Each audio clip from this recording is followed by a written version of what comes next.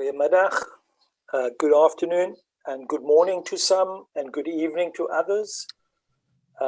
It's wonderful for me to be able to participate in this joint SAMA ICOM South Africa ComCol event. As my South African colleagues will know, rather than being a member of SAMA and of ICOM, I participate by supporting these important organizations and platforms from my vantage point in the university, where I teach history and I teach museum studies. And every couple of years or so, also I get to have the pleasure of participating in a SAMA conference. Coincidentally, it's a coincidence, but very, I suppose, an important reference. But I participated in the 2007 meeting in Stockholm of SAMDOC, called Connecting Collecting, whose proceedings you can download off the web, which was really the conference that gave birth to ComCol as a committee of ICOM. And what was interesting about that conference is that it put on the table the whole question of deaccessioning collections. The radical idea that a museum could take an artifact out of the collection. And at the time, Helene will remember that we went through a discussion in South African policy making where we did not have words in other South African languages for the term deaccession. And Helene came up with the word. In fact, she invented the Afrikaans word for deaccession, which we call ontboek, take it out of the book, take it out of the register. And that was actually a very important discussion. So after our very interesting first panel this afternoon, we come to the point where we have 3 colleagues assembled for us from South Africa, unpacking of the idea of decolonization theoretically. We're going to spend some time really figuring out what this means. And as you know, from the broad title of our meeting, that we are moving towards, we are wanting to tend towards the idea of decolonize as not a condition, but as a process, as something that you do, as something that's ongoing. So you don't reach a final state of being decolonized. Colonialism and coloniality doesn't leave you, but you develop ways of addressing it politically, socially, institutionally, in your society. And as you know, this is a very important time for us to be having this discussion, because the world of museums that we have come to know in different parts of the world is changing. We've had some cataclysmic, really seismic events in the last few years that have really shifted the way we think about museums. That doesn't mean to say that these questions haven't been there for some time, and that these haven't already been part of our debates and part of our engagements. But it is important that we take note of the fact that this discussion happens in the wake of the Savoir-Sa report. It takes place in the wake of the publication of the important book by Dan Hicks, The Brutish Museums, which talks about the violence of colonization, about how museums, as we know it, are not really the caring institutions that we think they are, that they have a foundation in violence, in colonial violence. And we have, of course, at another level, there are institutions that are concerned with definitions. You will know that there was the ICOM discussion about the definition of the museum. In 2012, there was a very important meeting that took place in Rio de Janeiro, hosted by Ibrahim on behalf of UNESCO, that had an international discussion already then about changing the definition of what a museum is. And that pressure came substantially from Latin America. In other words, from museums that don't operate in English. So in the Spanish and Portuguese-speaking world, in Latin America, you have these very interesting museum forms that have emerged that are museums without collections, but that are museums as social movements. And that culminated in the acceptance of the UNESCO recommendations on museums in Shenzhen in China at the end of 2016. So there are developments happening at that level. And when we come to this idea of decolonization, this is not a new phenomenon. We have to refer back to the processes of decolonization that occurred on the African continent in the 1950s and the 1960s in the main, when most countries in Africa became independent. And of course, we need to understand how that happened. Was it pressure from anti-colonial movements from within the societies? Or was it that the colonizers had decided on a new platform for exploitation that did not require formal political control? And those of us who went through studies in African political economy in the 1980s and the 1990s went through this important learning that decolonization might have brought political independence. Today we know that that political independence was an incomplete sovereignty. It was not full sovereignty. And we also know that that independence ushered in a new form of control that scholars refer to as neo-colonialism. So decolonization was not a final act of simply becoming decolonized. Now, when you engage in different parts of the world, you will realize that we are not having one single conversation, because you have different societies with different histories and different relationships to colonialism and coloniality. The question of coloniality has been important for us because you do not have to have formally experienced colonialism as colonizer or colonized in order to be marked by coloniality.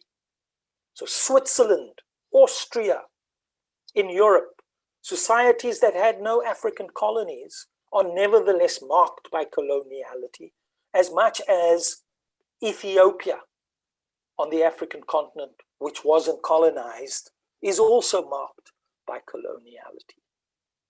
So in the last few years,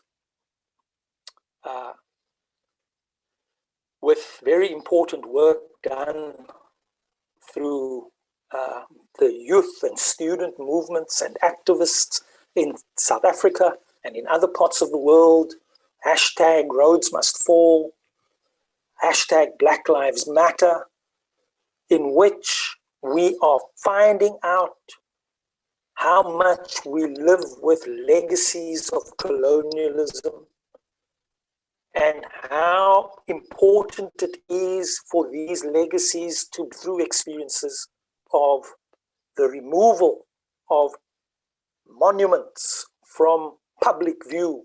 These are not just statues, as many people describe them, but they have more meaning than that.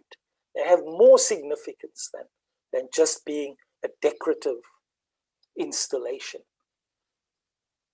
And then we have a society such as Germany, which lost its African colonies after their defeat in World War I, and whose scholars have sometimes said that the Germans are incredibly lucky to have had such a short colonial experience, because they said Germany is remarkably untouched by colonialism.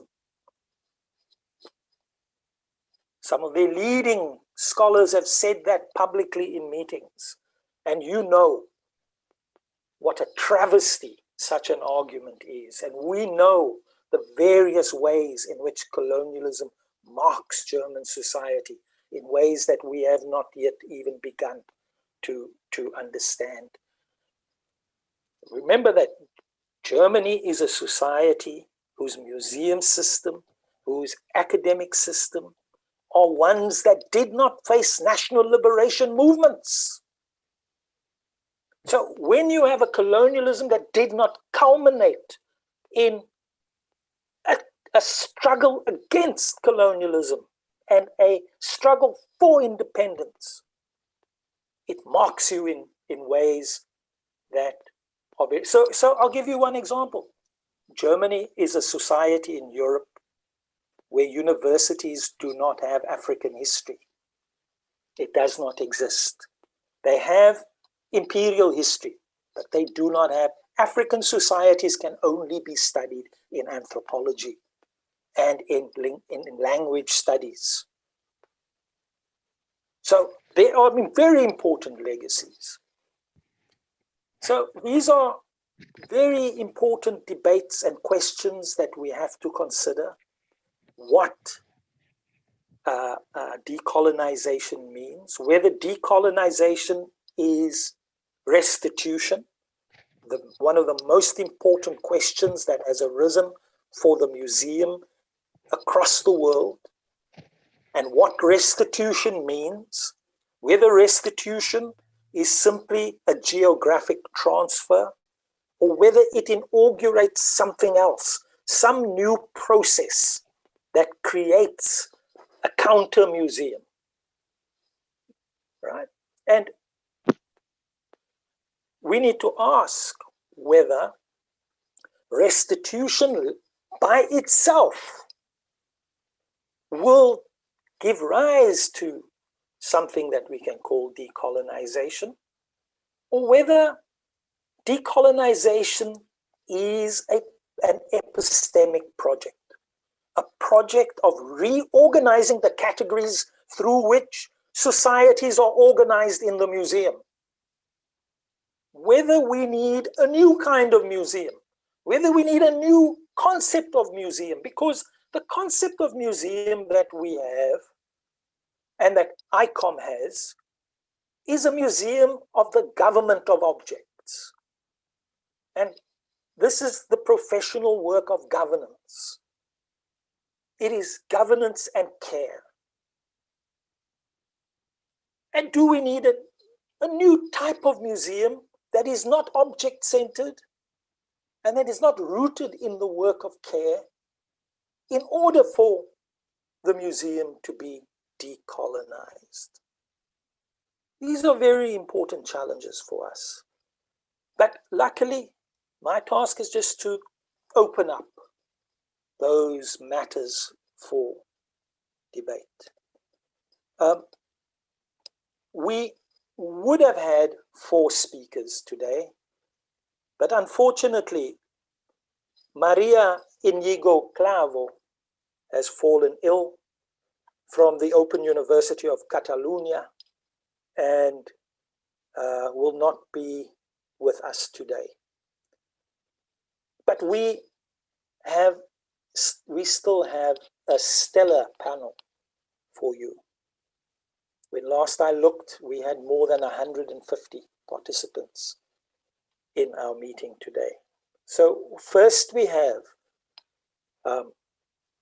my colleague from Plaatje University in Kimberley, one of our newest universities in South Africa, Jesmael Mataga, head of the School of Humanities with a PhD in Heritage and Public Culture, with substantial work in heritage management in different parts of the African continent, having worked for the National Museums and Monuments of Zimbabwe and at the University of Zimbabwe, and also at the National University of Lesotho, currently working on questions of what a decolonial practice would look like, what decolonial heritage is, what is critical heritage, and the place of communities. Secondly, we have speaking us today from UNIRIO, Bruno Soares, who is professor of Musiology at the Federal University of the State of Rio de Janeiro, where he is professor in the postgraduate program in Museology and Heritage, and also who coordinates the research group Experimental Museology and Image. And he has also been vice chair of ICOFOM, the ICOM International Committee for Museology. And he has coordinated the ICOFOM project of Museology with the support of UNIRIO and several other universities throughout the world. He's currently ICOFOM chair, and he coordinates the Special Project Museums, Community Action and Decolonization. Let me just be reminded, as I have introduced our colleague Bruno, that the Brazilian Museums Association, IBRAM, with whom I had the pleasure of doing work in 2012, is the only international museums association that I know which had a department of social museology. In other words, that did a practice of museuming as a verb, a project that was founded out of the Ministry of Justice, where if a community was found to have some kind of social problem, they addressed it by creating a museum. And there was a very powerful team of young women colleagues working in that division. Of course, Brazil has been through many political changes since then, and our colleagues in Brazil have not had an easy time. And then finally, on our panel, we also have Bongani Mkhonza, curator for the UNISA Art Gallery and Art Collection, with a doctorate in art and philosophy, recently completed.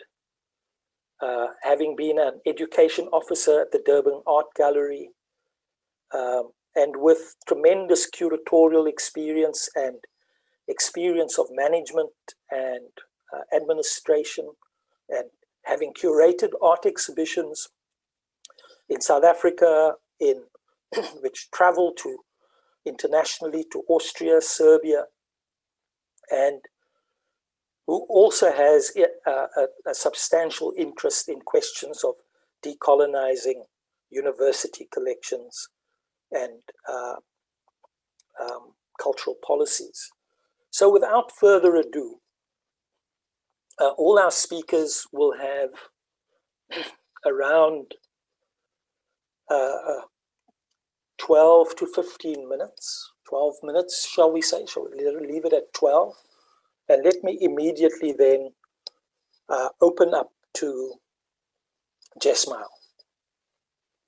And let me just ask all our attendees to turn off their cameras and their audio, and so that we can have Jesmael address us. Thank you. Thank you very much, Ciraj, for the kind introductions and for captivating the essence of this panel this afternoon. Also, thank you to Helen, Sama, and ICOM South Africa and COMCO. It's a privilege to be in this conversation. Let me delve into my 12 minutes. I just want to say that the remarks I have today is really part of reflections that myself and a group of academics are having in this part of the world, in Southern Africa, around museums and what they do, and particularly thinking around the future of the trajectory of the future of museums in Africa. And this work is really transnational in nature, bringing in academics and professionals from a couple of countries in Southern Africa. Let me also say I like the concept proposed in this conference, the idea of decolonizing as a verb, and as Siraj has said, the whole notion of doing. And for me, it gave me the liberty to actually try and ignore and not delve into the debates around definitions, around what the notion means and what it doesn't mean. Assuming that the group in this collective has some understanding of that and also share the relatively perhaps the importance of the concept and idea of decolonization as far as it applies to museums. I draw my experience and comments and analysis from my own experience, partly as a curator in an ethnographic museum, in my younger years in an ethnographic museum in Harare, Zimbabwe, where I was thrust into a collection of about 10,000 objects that had been collected over many years during the colonial period.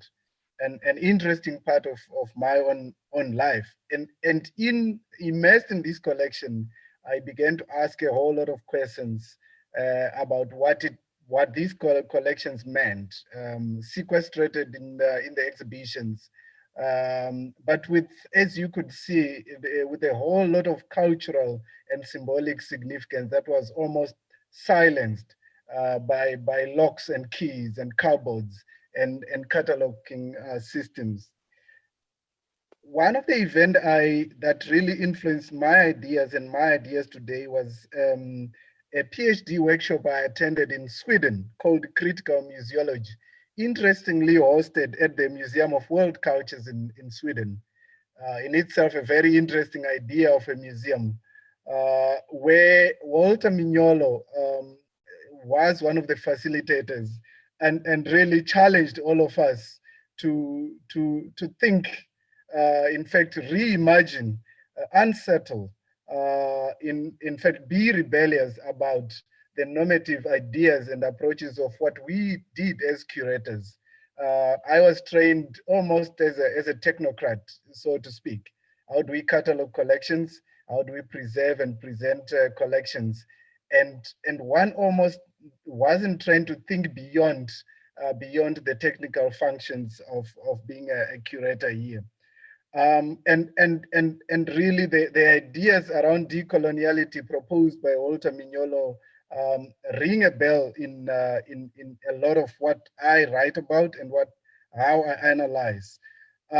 He made references in this workshop to the work by Owen Wilson, Sight Unseen, Dwellings of the Demons, and Mining the Museum, as some of the very interesting works that had begun to within the museum itself, deconstruct and challenge the institution and institutional practices. But what caught my attention in this experience was a masterclass by a facilitator called Suna, entitled Recalling Ancestral Voices, which forced us to reimagine how museums could work with the idea of ancestors and ancestral voices and leveraging on collections that had been put into the museum under very, of course, dubious circumstances, but trying to give them a new lease of life by linking them to the idea of ancestors and spiritual and symbolic connections. And this resonated with the work that I was doing at the museum in Harare.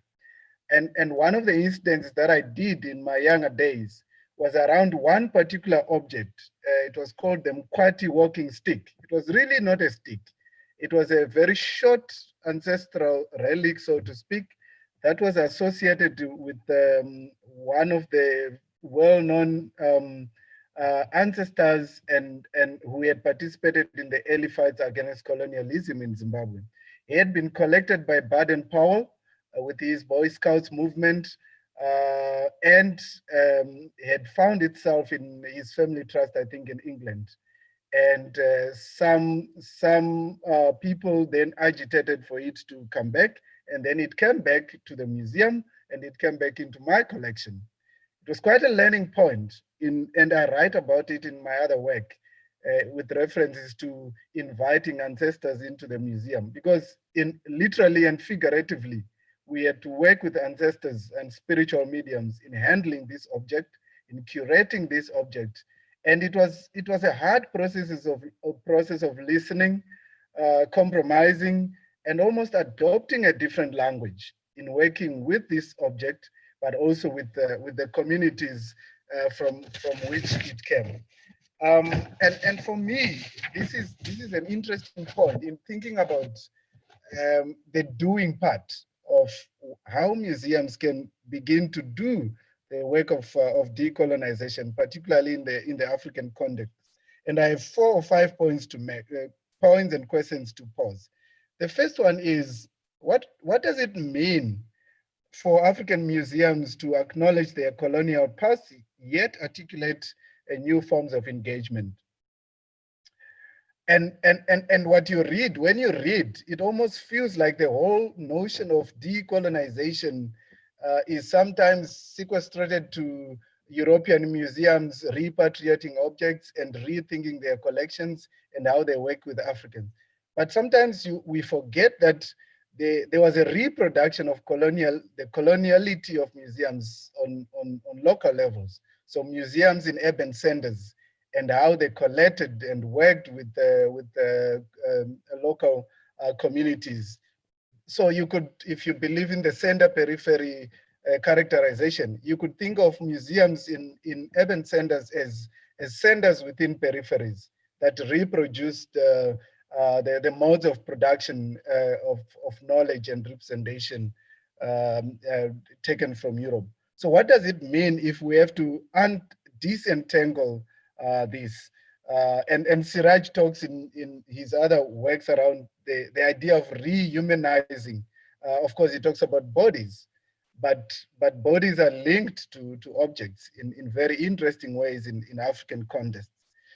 The second idea or point I want to make is, um, how do we analyze the sort of emerging forms of museum making in Africa, particularly in two ways, either in the ways they reproduce or in the ways they challenge the inherited colonial knowledge practices? I mean, for example, what do we see if we look outside the mainstream, the state-dominated processes of museum making? There are many interesting museum making ideas and practices that are emerging in the whole of Africa, and attention has to be paid to that in terms of what it is that they are doing, in terms of this whole notion of trying to create a different trajectory of museums. The third aspect I want to highlight is, and I think Achille Mbembe made references to this, how do we talk about decolonizing without participating in recentering the colonial experience as the dominant experience for Africa? So also tied to what I said earlier, how do we decolonize from the periphery in terms of museums in urban spaces and metropolitan areas on the African continent. And for me, relating to the comments I made earlier, the sense is really about digging into the deep histories. And I propose in my other work around the ancestral or spiritual motif as one of the most dominant aspects in heritage making processes on the continent and elsewhere in the world, I should assume. And that this has to be somehow recentered as a crucial aspect of that which museums do. If we are to think of the future of a museum that is different from the one that we have inherited. And this has got a lot of implications about the language, about the archives, about the sort of the normative museum practices, the naming processes, the classification and categorization processes that we need to adopt as we go into, as we decentering sort of the inherited practices. And I argue that perhaps centering the ancestral symbolic motif gives us a very interesting space for working with communities, local communities, particularly because the spiritual aspect is a central aspect of local communities' sense of selves. And the next point for me is and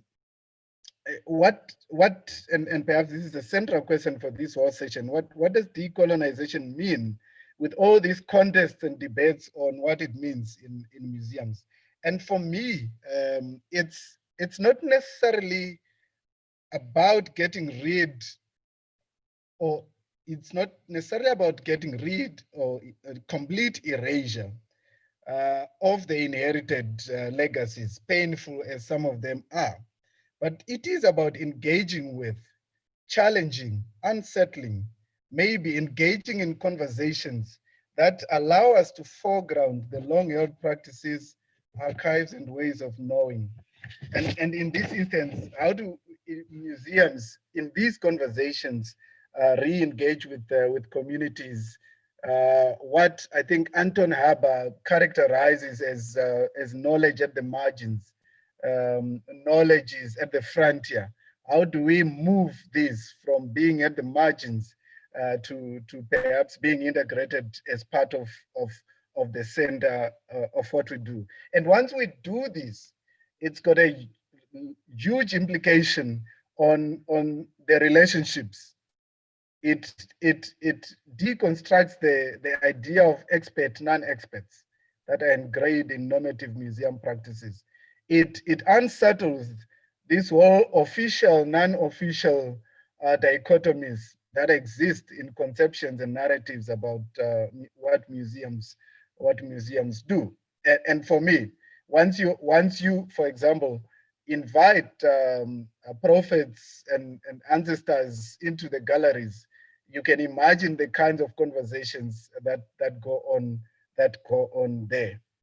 And the last point I want to make is, because I'm placed in the academy, in a university, we are in the business of training future researchers, future professionals. How do we train? And I think this is quite critical to think about. How do we train the next generation of experts, of curators, of critics, uh, who have to adopt a critical lens and look beyond their own technical contributions to museum practices? How do we introduce them to sort of decolonial methodologies of working with communities and embracing with communities, and exposing them to the diversity of the many different ways of knowing?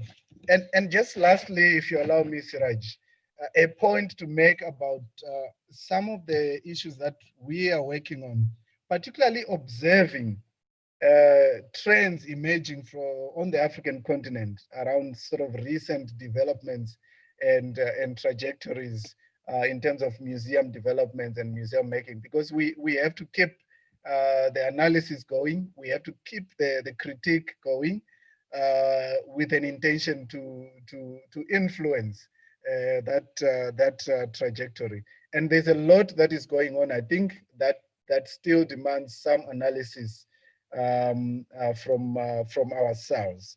I think, and I read a lot, and I like the writings of Anton Haber around this idea of engaging with the margins, and how it sometimes unsettles, almost becomes an uncomfortable experience for all of us who've been trained in certain ways, but that we should embrace this discomfort, this fluidity, and sort of the happenstance that happens at the margins, at interacting with the so-called margins.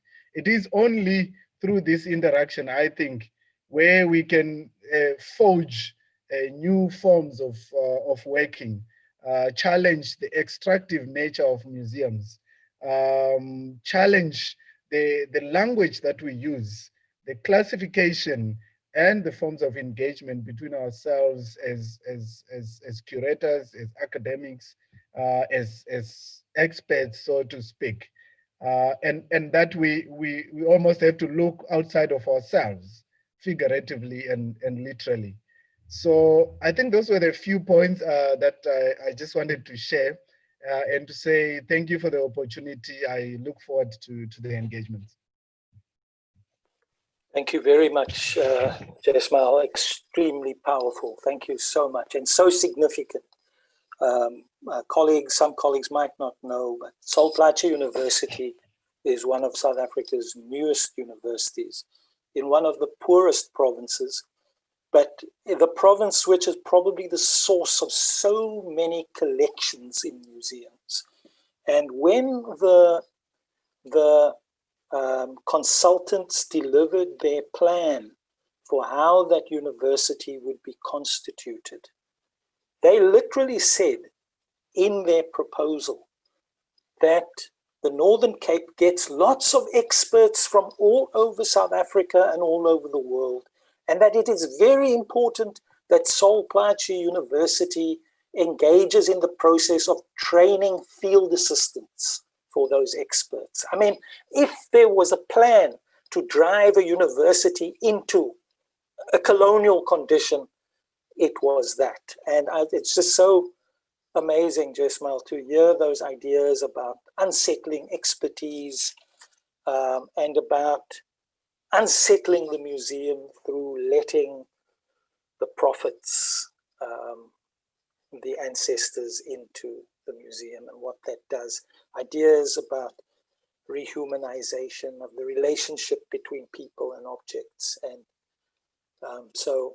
what I want to do is to encourage our colleagues who are with us today to hold on to their questions, because we are going to do this the University of the Western Cape way. We're going to have all the presentations, and then we're going to have a discussion, a holistic discussion thereafter. So without further ado, let me immediately call upon Bruno. Thank you, Ciraj. Thank you, everyone. I'd like to start by thanking Concol, SAMU, and ICOM South Africa for this invitation. It's for me a great honor to be speaking in this panel and in this event, which is amazing. So thank you for this. I'll be speaking about decolonization from the perspective of someone who studied the decolonization of museums from the global South, and specifically from the context of Latin America and Brazil. So I think this is one of the things that's most interesting about this event, because we rarely have the opportunity to discuss such an international topic with an international panel like this. And for me, it has been already amazing to be hearing from these different perspectives. So I'm going to try to present a little bit the perspective from Latin America and how it can contribute to the discussion. In museology, in fact, I would like to start by saying that the post-colonial discourse has been present since at least the movement of new museology. And I would say, most importantly, since the proposal of the notion of integral museum in the last decades of the 20th century, more precisely in the Roundtable of Santiago de Chile in 1972.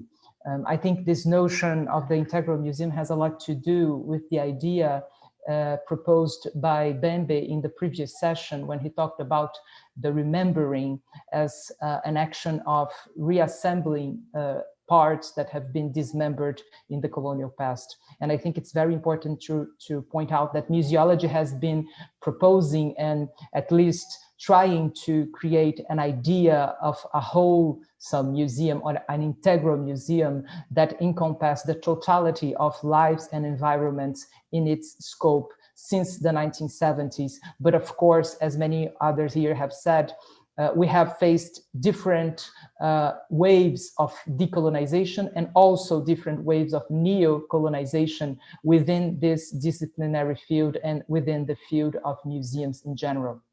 So the different calls for the decolonization of the museum and of museology are based on the recognition of practices and experiences that do not conform to European points of view in general, whether these be in community museums, in neighborhood museums, or in indigenous appropriations of museums in different parts of the world.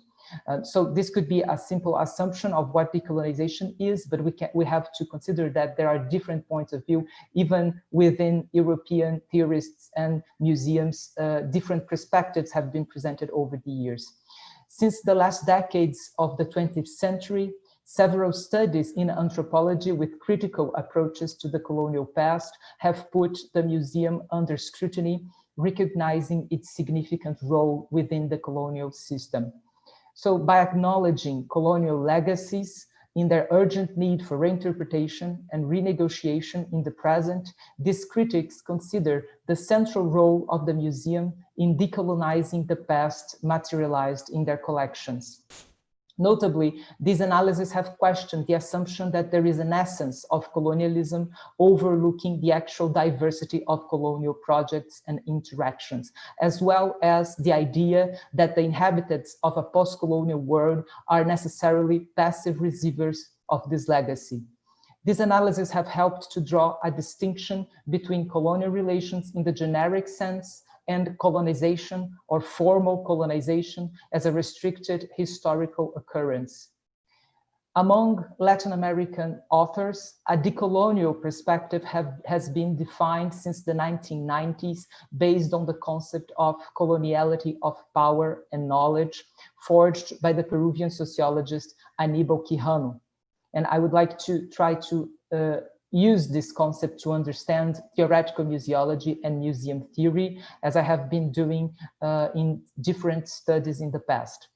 By evoking the idea that modernity and coloniality are two sides of the same coin, as proposed Walter Mignolo, notably in the Constitution of the Americas, decolonial critics point to how relations of power established during the colonial period and the expansion of Europe have shaped the so-called modern world and have been transformed into other forms of oppression and violence reproduced through global capitalism. In this sense, modern museums still reproduce coloniality in power relations established in the past, sometimes even in their so-called post-colonial reinterpretations in the present, for example, when contributing to a global market based on unequal relations between producers and consumers of culture. Since the 1970s, in the social sciences and also in museology, the idea that knowledge is colonized, as well as the notion that every theory stems from a political center, were expressed in different disciplinary domains.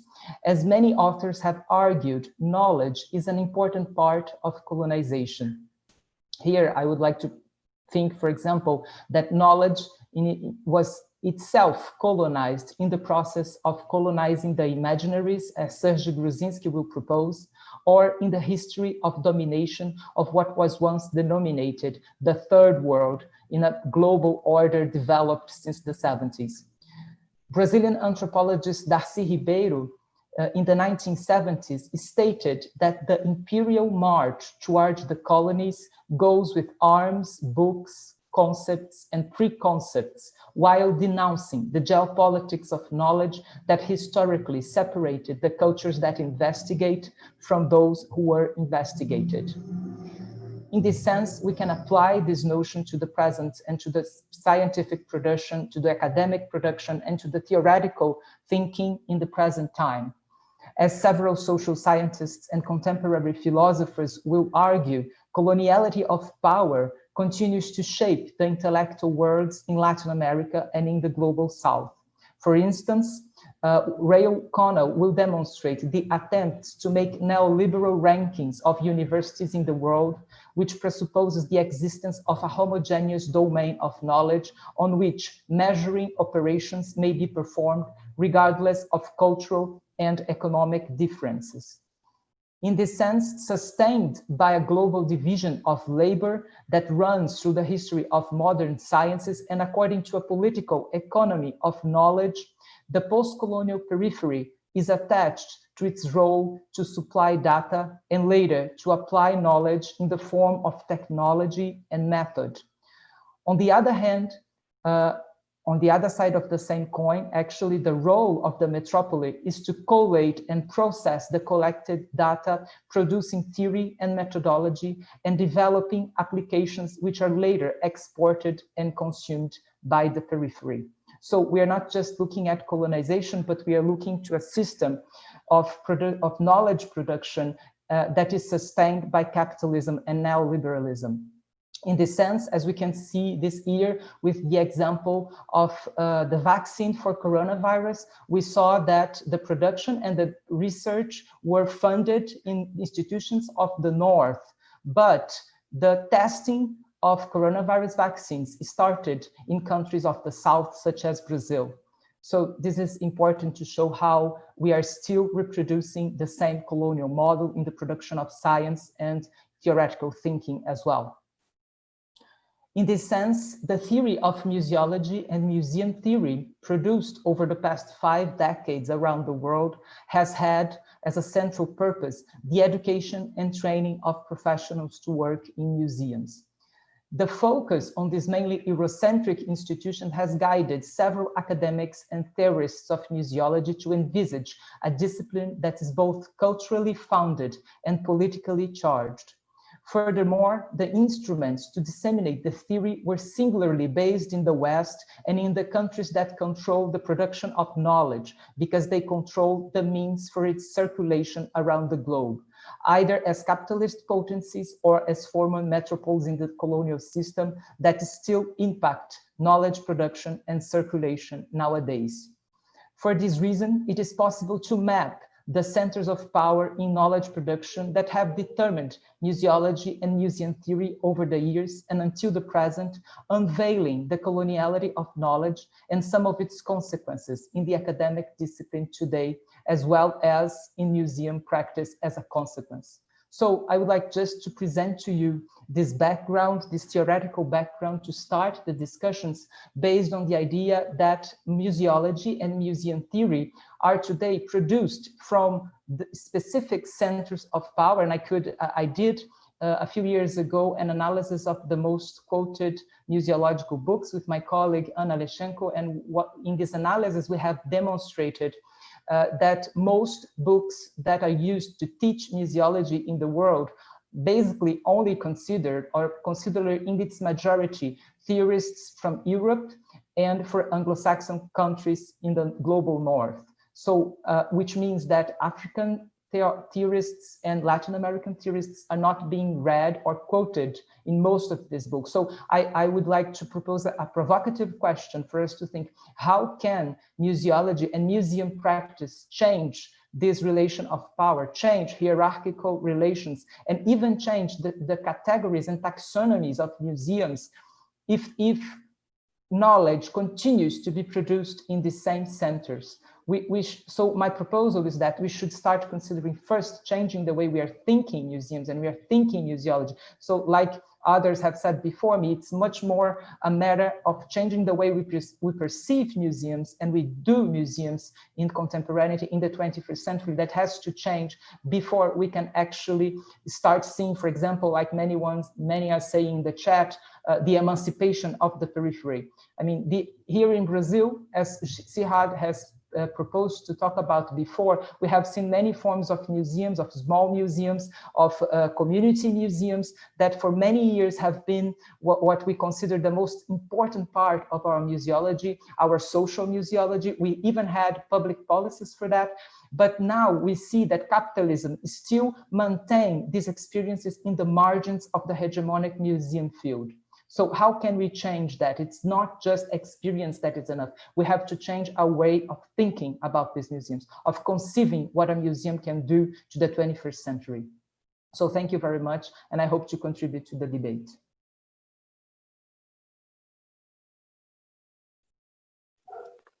Thank you so much, Bruno.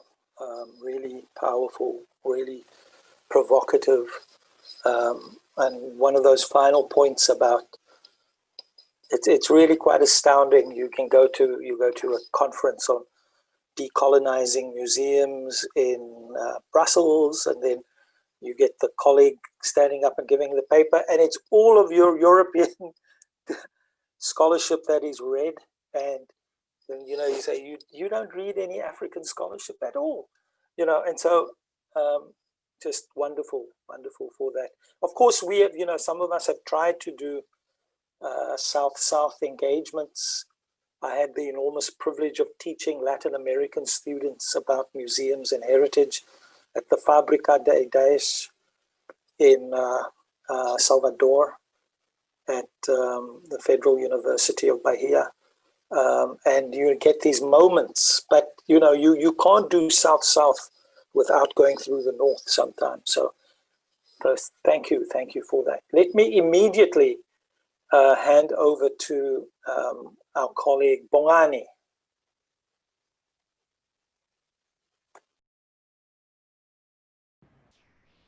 Hi, can you see me? Thank you, Ciraj. Thank you so much. Thank you to my colleagues, Bruno. Thank you also to my other colleague from the Plaatje University. Most of what I was going to say has already been said by my colleagues, so I'm going to save your time and make it short and sweet. Okay, so let me delve to it. So before we theorize, I'd like us to be really practical about our discussion today and really theorize from a point of view that is clear, that is based on our experiences. So I'll start by from a premise that says that the notion of a museum as we know it today is rooted on colonialism. It was founded on the desire to control by one power, the power which violated and also invaded, took control of the indigenous cultures all around the world, especially from the global south, captured their artifacts and used their knowledge systems and repackaged them as their own. Basically, that is a premise where I'm going to start from. Having said that, I find it terrifying that the names and the captain of such plunder are hailed as heroes in history books, and history is written about them as heroes, and that history is still taught in universities and in school curriculums around the world, especially in the developing world, the third world, and the global south, but also in the so-called New Worlds. I'm also talking here about, I'm just going to mention a few names that is already known. In the Americas, we all know about the figure called Christopher Columbus. In the global south, especially in South Africa, we know about Bartholomew Dias. I'm also talking about in the central of Africa, King Leopold II, who came there and plundered the whole culture and killed a lot of millions and millions of people. But he's got a museum somewhere in the world, and he is still revered as a hero. Also in the southern part of South Africa, I'm also referring to the likes of the Jan van Riebeecks and obviously the Sister John Rhodes. Now, moreover, we spoke about monuments. I mean, my colleagues, Professor Mbembe spoke about monuments. Ciraj spoke about statues and monuments as well. Their main monuments still stand tall in the centers of the cities around the world, especially here in Africa. So these are the names and people who I've said before that they brought to us the nation of the museum as you know it today. Inside these museums, it is full of the spoils of war, spoils of violence and plunder. And these objects populate the museum collections. And lastly, maybe as a ritual, they are given a day in our calendar where those days are declared as holidays, you know, to sort of honor their history. Where am I going with all of this? So I thought before we theorize, you know, as I said, that we should be practical about this, but I also thought we should not be seen to be thinking, personally, I should not be seen to be thinking outside of a specific social and geographic context. And I cannot be seen to be thinking from a position of being ahistorical or existing outside of my identity. So who am I in the bigger scheme of things with regards to, or regarding the museums? My name is Bongani Wisdom Mkhonza. I was born in the southern part of Africa in a province called KwaZulu-Natal, a province which was formerly colonized by the British and named it Natal. Hence, I'm speaking English to you today. Also, I have an English name. But just to expand on that now, in terms of my professional life, I've been working as a curator for the UNISA, which is the University of South Africa Art Collection, for the past 11 years. I just completed my PhD focusing on decolonizing museums with a special focus on university art collections. Now, the fundamental question is, can I, as a subject of colonial conquest and as an epistemic acquisition of the empire, truly become a curator in a museum as we know it today? I then theorized by using my African context, theorizing from Afrocentricity as a paradigm of thought by claiming that in an Afrocentric context, art, artifacts, and people existed as one unit, right? So to decolonize, we need to think of what I will term maybe the epistemic repatriation, what Professor Mbembe spoke about in terms of restitution, which I will explain later, but I will call it epistemic repatriation. So the colonial masters could have understood this logic of existence, that in the perennial colonial way of thinking and systems of thinking, art, the objects, artifacts, and people existed as one unit. I'm saying this because they did not only collect the artifacts, they did not only collect the cultures of the indigenous people, but they also collected humans. Think about that one. They also collected human beings. So those human beings and body parts were also put as part of the museum. So the act then of collecting humans changed the definition of what it means to be human. To look at post that action of collecting human and human body parts from the global south and indigenous people of the world, it dehumanized the existence of the standard terms of what it means to be human. To support my claim, I want to make a reference to two examples of human beings that were collected from Africa. Firstly, is the figure of Sarah Baartman. We all know so much about Sarah Baartman, collected from South Africa by the British, the colonial masters, for the objectification of her body. That's what we were told. The second figure maybe I can refer to is the figure of Sarah Forbes Boneta, collected in the northern western part of Africa, which is now called, can be referred to as Nigeria.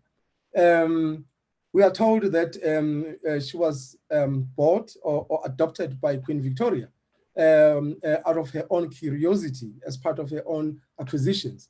Now, while we look into these figures, we know so much. There's so much that is in the archives that are starting to come up about these two figures. And also, the Sarah Baartman was kept in museums in Britain until, in Europe until 2002, where her body was brought back into South Africa. So while so much is known about these two human beings that were collected into Europe, it is very important, and it's actually the main part of my theorization to note that no personal accounts were recorded of these two figures, of what they said, no voice of how they felt when they were forcefully removed, when they were moved or migrated to Europe, that came from themselves.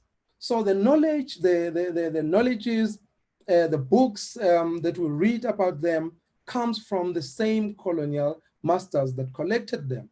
So hence we say that knowledge is colonized.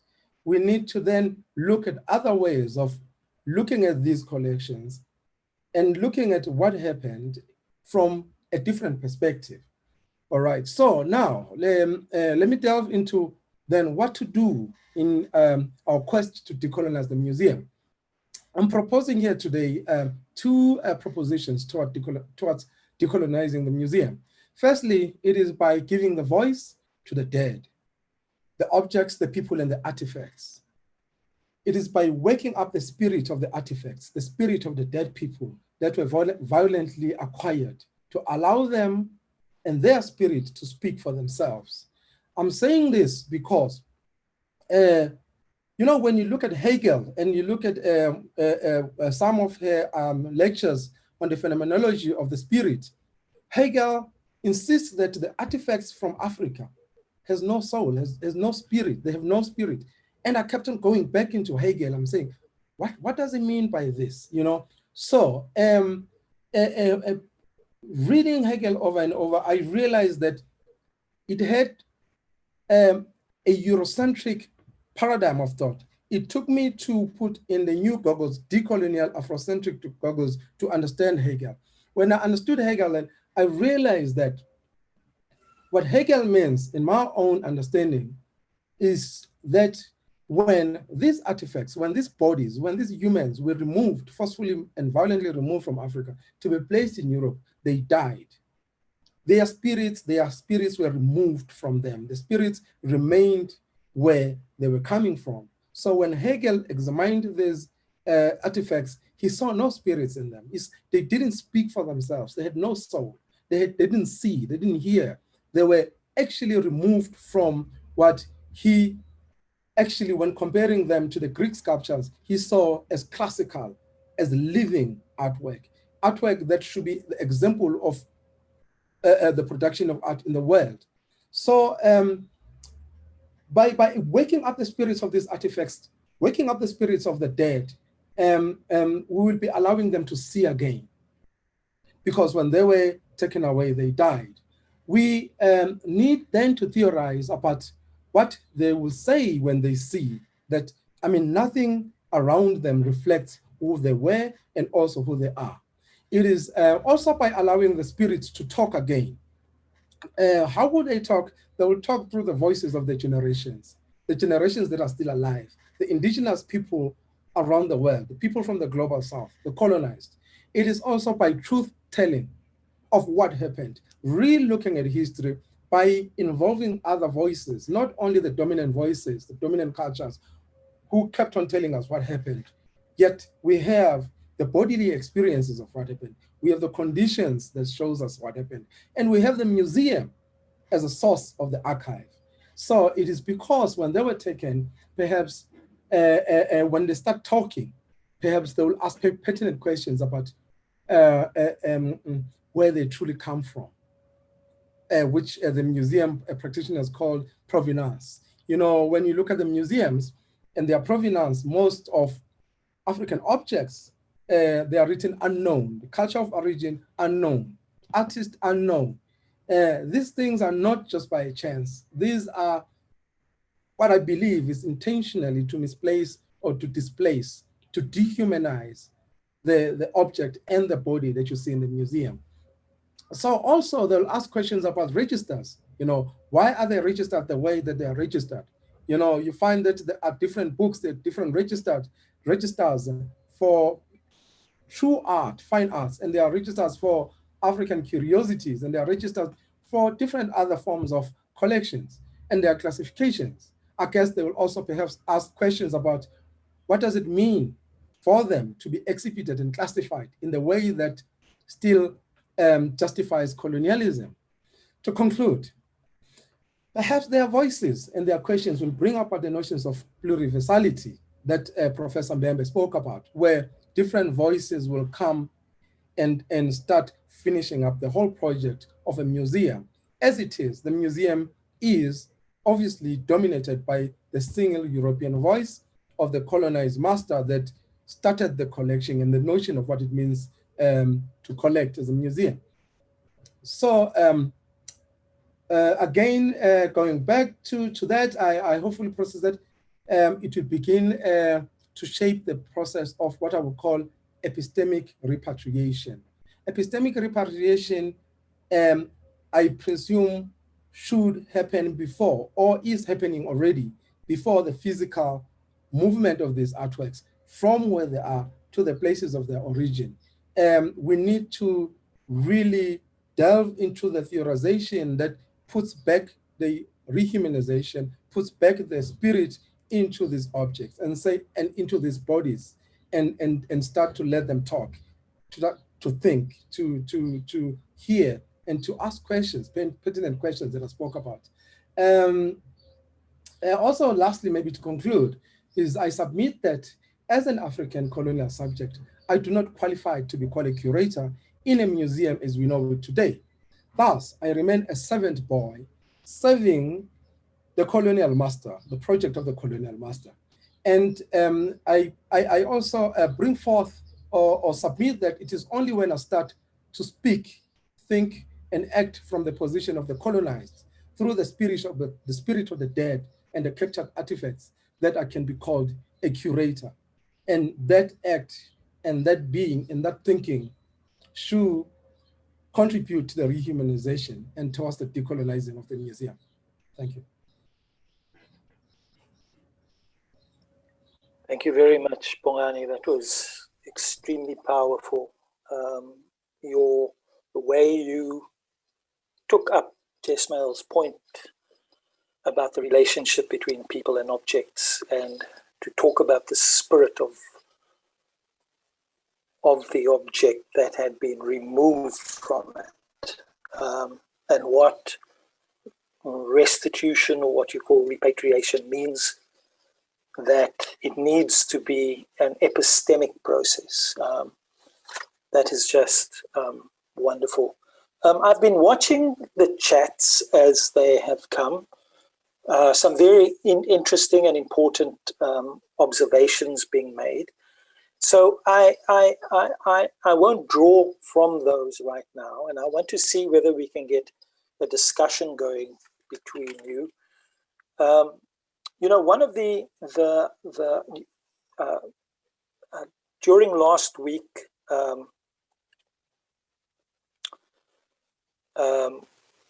you will know that we had the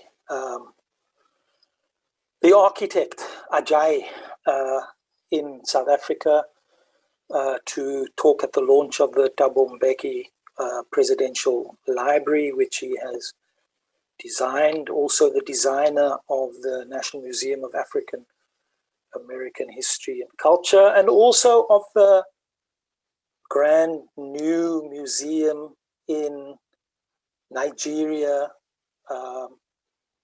that in Benin, that is being created to receive objects. You will also know about the grand new museum in Dakar, and there are plans for grand museum, monumental museums, Museum of Africa in Algeria. And you also know, Bruno referred to the struggles in museums in Brazil, how the social museology and micro museology had to give way to these grand concepts of museum. And about 5 years ago, we had this creation of the grand new Museum of Tomorrow. So I want to ask, based on what you have said, on your critique of what museums do, they don't just, through their administration, turn African people into unknown. They go further than that, and they in fact turn African people into colonial subjects through tribal categories. The question arises, is there a place for the statist monumental museum and monumental museology in the decolonizing process of the museum? What is your feeling of these kinds of projects that are developing on the African continent and that have also emerged we also have a new, of course, grand new African museum in Cairo, in the home of one of the international homes of the Museum of Archaeology, of Egyptology, and that a society that almost depends on monumentalism as a kind of ideology. Because the decolonizing of the museum must also introduce new methods of work, new methods of thinking about object and place and people. Because museums, if they are anything at all, they have to be projects of inaugurating a new way in which people can think of themselves, this new imagination, a new kind of citizenship. I wonder whether I can open up with those remarks to Jesmael. Ciraj, thank you for the interesting comment and question. I'll tell you what frustrated me again when I was a young curator in a museum in a large city, is that I was sitting in a sort of, for lack of a better word, a modern museum in a metropole, but I was supposed to work with communities who resided in sort of your rural, semi-urban environments. And moving from the space of this monumentalist museum, to borrow your word, to these communities was quite an unsettling, uncomfortable experience, because the moment you got to the communities, the points of references were totally different. And their conceptions about what is valuable in terms of their culture, in terms of their narrative, their histories, their identities, was in stark contrast to what we were doing in the Monumental Museum in the city. And to argue this further, we know on the continent this monumentalist idea and who it serves, what some of these large museums are meant to do in terms of the social, political, and class schema of Africa. You know, mainly your political elites, your middle class, urban-based population. But I think we've been there and done that. If we were to talk of quantity, Ciraj, I would say we have enough of that. And for me, the idea is now to think beyond the monumental. And I like your idea you stipulated earlier about the idea of a counter museum. You know, a museum that reacts to, that is almost in opposition to the idea of a monumental four-wall museum with educated curators behind desks and computers. to something else. I don't know what, Ciraj. I can't give you the idea right now, but the need to move from there, I think, is not even debatable here. And of course, governments and corporates and political elites will always push for the monumental, for this huge show of power, you know, because it serves a political purpose for the desire for power and articulation of power. So the idea of counter museums, sort of counter monuments, monuments that are sort of in opposition to the elitist, to the state inspired, to sort of move to the grassroots.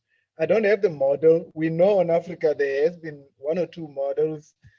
These discussions around community museums, living museums, perhaps cultural villages, which also have their own sort of challenges. But I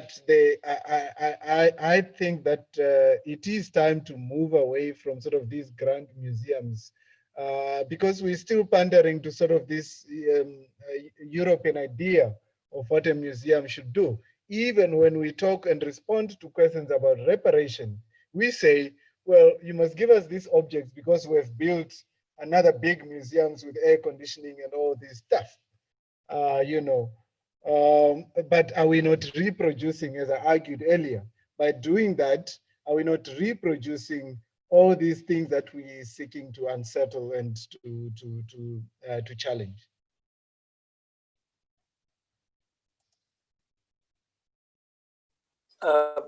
Bruno, I wonder if I can just give you another question, because there's some really very interesting contributions coming up from Selma, from Camille Mary, Selma Costa, Camille Mary Sharp. Selma asks about what we mean by decolonize, and in fact, what do we mean by the colonial? Was it a form of corruption? Was it just a historical detour? And what then is decolonization? Is it a return to something, or is it something imaginative? Bruno?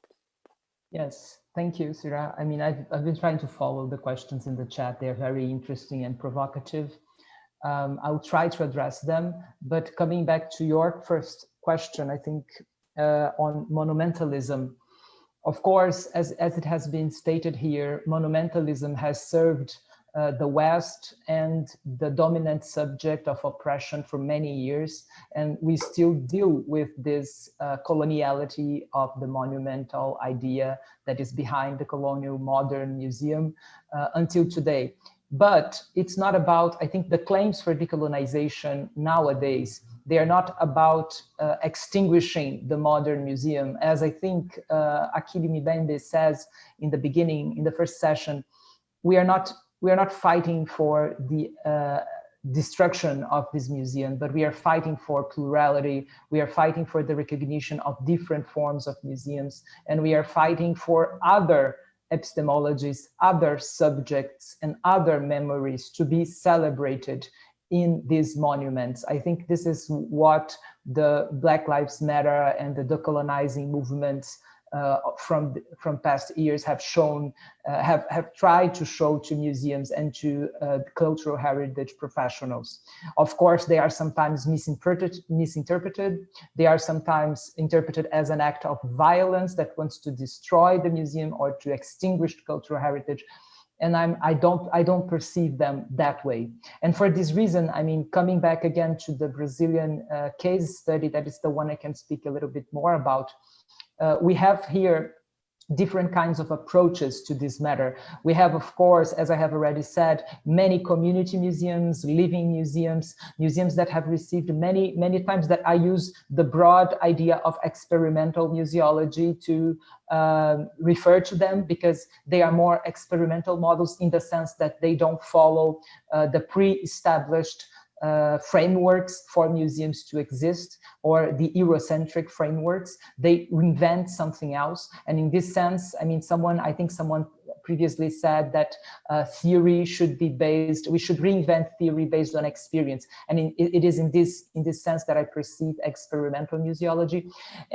But this experimental museology, it's not only based on community museums, but they are also very much about community action in museums, in central museums, because I think this is the bigger step towards a decolonization of the museum device, because museums are an arena of power and of representation, and that's why social groups, different minorities, different excluded groups from major societies have been claiming their place in this arena, because they are disputing power, they are disputing the right to be considered part of humanity, to be considered part of the living, and that's why museums should be acknowledging their material, their physical and symbolical presence in the space of representations. So in this sense, in Brazil, we have also had a lot of experience, very much interesting experiences with, for example, someone said in the chat, indigenous museums, which are museums conducted by indigenous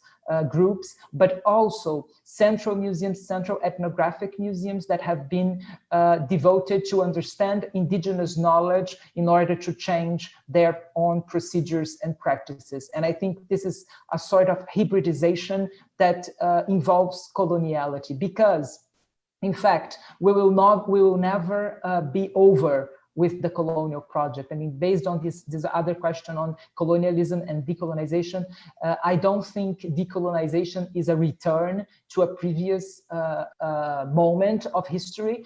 On the other hand, I think it is a necessary step forward. I think it should be considered as a way to recognize coloniality and what I think Bembe also calls the colonial wound, the breach that colonization has produced in history, but also in the subjectivities of different individuals and groups. Decolonization should be seen as a way to move forward and to acknowledge it and to empower these groups to actually tell their own stories in the museum forum. So in this sense, I also would like to mention, for instance, one case that has been very important for Brazilian museology this year. I think my colleague Pamela has just proposed me to talk about this in the chat, and she has sent the link to a documentary, a very interesting documentary on the movement Our Sacred, Free Our Sacred. It's a movement from several collectives of Black African Brazilian groups, especially African Brazilian religious groups, who have claimed for a collection that was in the Museum of the Police to be transferred to the Museum of Republic, a national museum in Brazil. These collections were religious collections that were apprehended by the state without any museological work, and which was treated as criminal collections for over 100 years, and they have finally been returned to the hands of the people who own them, actually, and who own this specific culture and religious manifestation. And these collections have been retreated, have been reconceived in this museum, in the Republican Museum, with a more sensitive approach to local knowledge, and in this sense they're going to be represented to society. So it's a little bit on the sense of what Bongani was talking about, to give back the spirit to things.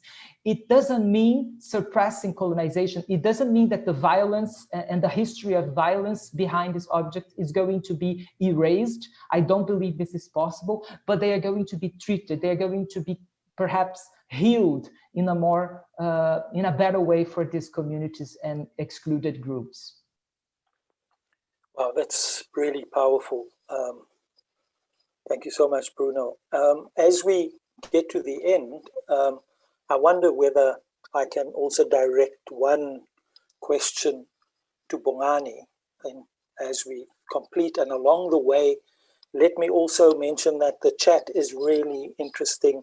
Some issues being raised, like by my colleague Wandile Kasibe, who has just completed a PhD on museums as colonial crime scenes. Our colleague Camille Mary Sharp, speaking from Canada, asks a question about decolonial, post-colonial, decolonize. whether the idea of the post-colonial might not be more appropriate in settler societies, in societies marked by settler colonialism, like South Africa, Brazil, Canada. These are like deeply, and many times these colonizations are not even acknowledged. They're kind of unashamed colonialisms that, you know, in Australia, for example, indigenous people are shifted into the category of the archaeological. But let me ask, Bongani, as someone who lives also in a society multiply colonized as South Africa is, marked by all of those colonialisms and colonialities, but which was also a colonial power over Namibia, where we inherit those kinds of legacies. Let me ask about land and museum and decolonial and post-colonial. Bongani? Thank you, Ciraj.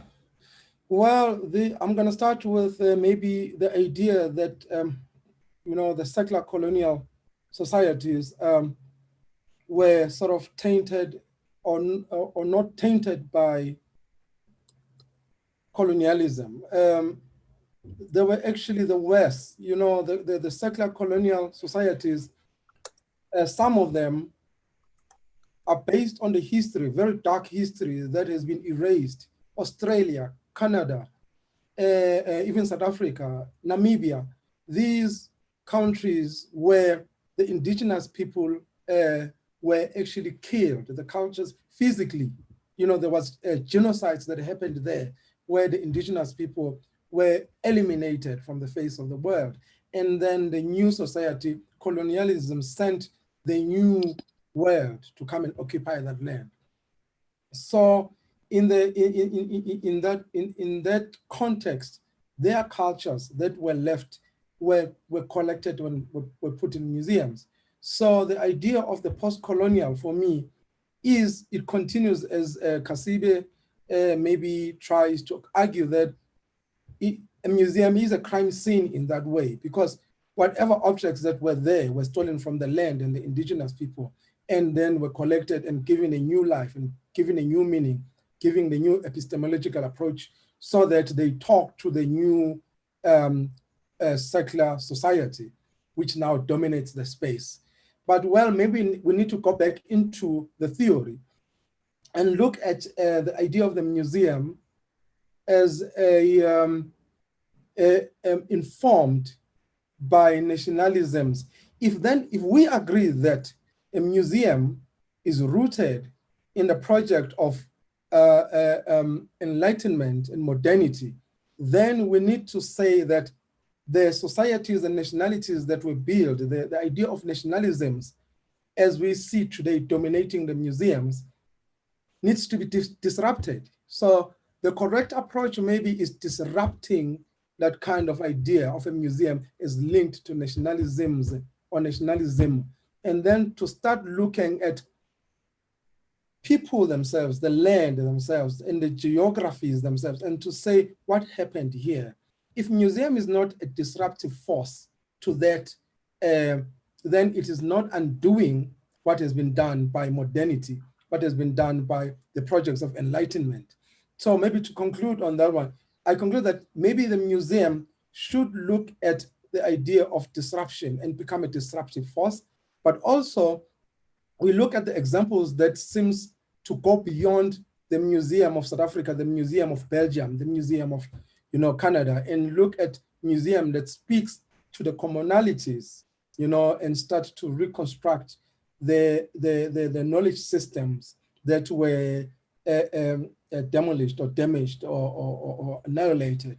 So the idea of the land in that context become crucial, because if you look at the idea of new museums like Freedom Park, for instance, in South Africa, it centers around the land. There is no one space that is a museum. In Freedom Park, you can walk that whole hill, that whole mountain is a museum. There's a place for the ancestors, there's a place for repatriation, there's a place for prayer, but also it allows for growth for new names to be added in a museum.